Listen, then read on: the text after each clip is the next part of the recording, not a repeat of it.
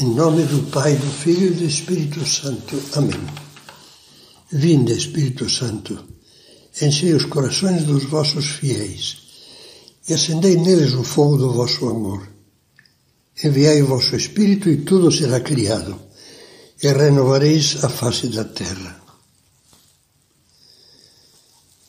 Se nós lemos com atenção os relatos dos 3 primeiros evangelhos sobre a oração de Jesus no horto de Getsemane, observaremos que fazem finca-pé na tristeza mortal de Cristo, na angústia que o invadiu, no esforço doloroso com que orou ao Pai, mas não mencionam lágrimas. É outro texto do Novo Testamento, a carta aos Hebreus, que nos diz que naquela noite no horto o Senhor dirigiu a Deus Pai preces e súplicas com grande clamor e lágrimas, e foi atendido. Poucas passagens do Evangelho nos mostram Cristo, perfeito Deus e perfeito homem, tão profundamente humano como esta da oração no horto de Getsemane. Na alma de Cristo irrompe com uma clareza cruel que o faz estremecer de angústia e de pavor a visão dos sofrimentos atrozes da paixão e, sobretudo, dos pecados dos homens que provocam esses sofrimentos, do abandono dos mais íntimos dos amigos, os seus apóstolos. Tanta dor justificaria certamente o fato de que Cristo chorasse. No entanto, não foi profundamente por esses motivos que Jesus naquela hora derramou lágrimas. No horto, como esclarece a carta aos Hebreus, as lágrimas de Jesus acompanharam uma oração que foi atendida. É evidente que não foram atendidos os rogos com que suplicou que, se fosse possível, afastassem dele aquele cálice. Bebeu o cálice e o bebeu até o fim. Portanto, é outra a oração que foi atendida e que lhe fez verter lágrimas. Foi aquela oração que constitui a essência de toda autêntica oração. Meu Pai, não se faça o que eu quero, mas sim o que tu queres. Esta petição sim foi atendida, pois a vontade do Pai, que era salvar o mundo pelo sacrifício da cruz, pelo amor sem limites até o fim, até o extremo de Jesus, foi realizada, mas ainda completada, consumada. A essa oração, pois, é que a Epístola aos Hebreus liga as lágrimas de Cristo. Mas então, que significado têm essas lágrimas? Basta reler as descrições impressionantes da oração no horto para compreendê-lo. O esforço por aceitar a vontade do Pai foi para Jesus uma luta extrema. Como todo ser humano, ele quis experimentar a repugnância que todos nós sentimos em face da dor, da injúria, da humilhação, da injustiça, da brutalidade, da maldade.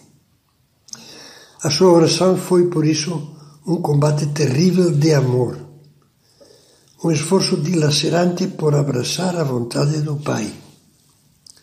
São Lucas dá a esta oração insistente: não se faça a minha vontade, mas sim a tua, o nome de agonia. Palavra grega que significa luta, combate.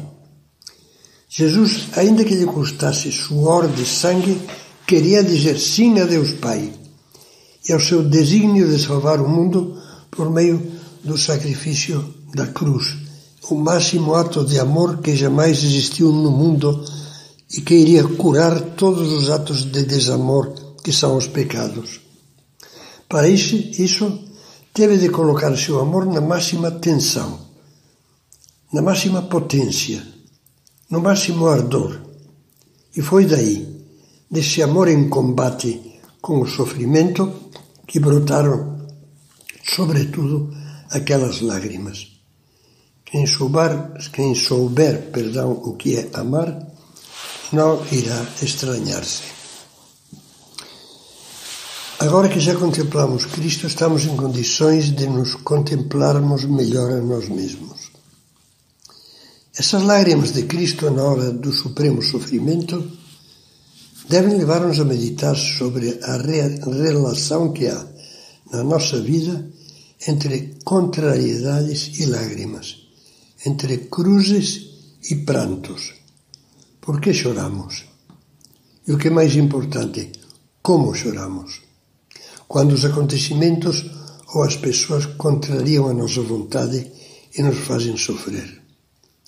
Por que a vontade de Deus, quando aparece em forma de cruz, suscita determinados tipos de lágrimas, às vezes só por dentro, a maior parte das vezes só dentro do coração, ou até por fora, derramando-se na face a partir dos olhos. É preciso tentar entender essas nossas lágrimas. Sejamos sinceros e reconheçamos que com demasiada frequência, lá onde Cristo chorou de amor, nós choramos de raiva, de revolta, de inconformismo ou de desespero. Sendo assim, as lágrimas de Cristo no horto nos oferecem matéria para uma boa reflexão sobre os acertos e os desacertos da nossa vida e sobre as nossas lágrimas. Repito, essas lágrimas que muitas vezes, a maioria das vezes, são muito mais interiores do que externas. Há um fato indiscutível, e é que o sofrimento é nosso companheiro ao longo de todo o caminho da vida. Nós não estamos vivendo num paraíso de delícias. E há um outro fato igualmente incontestável. Conforme as pessoas, conforme a qualidade de alma das pessoas, o sofrimento esmaga ou faz crescer, destrói ou faz amadurecer. Essa ambivalência da dor, que pode edificar ou arrasar, indica claramente que o problema para qualquer ser humano não reside no sofrimento que a vida lhe depara, mas na atitude com que aceita ou rejeita a cruz. Como sucedeu junto de Cristo no Calvário, a mesma cruz afunda o mau ladrão e salva o bom. Mas antes de meditarmos nas cruzes que a vontade de Deus nos envia, convém pensar nas falsas cruzes que nós mesmos fabricamos e que nunca deveriam ter existido. Cruzes absurdas que Deus não nos mandou nem quer. Essas são as cruzes que nos fazem chorar mal. De que espécie de cruzes se trata? De que estamos falando agora? Daquelas cruzes que aparecem só como consequência da nossa mesquinhez e dos nossos defeitos. A pessoa egoísta, ciumenta, invejosa, teimosa, sofre e faz sofrer os outros. Sofre e faz sofrer os outros. Mas esses sofrimentos não são cruzes, no sentido cristão da palavra. São apenas o fruto do egoísmo, a secreção do egoísmo. Perante essas falsas cruzes, não teria o menor sentido a oração morto. Não se faça a minha vontade sem a tua, pois com certeza aquilo não é a vontade de Deus. Choramos precisamente porque não queremos fazer a vontade de Deus. Trata-se de pecados mais ou menos graves que evidentemente Deus não quer. Portanto, se choramos por esse tipo de dores, as nossas lágrimas não têm nada a ver com as de Cristo.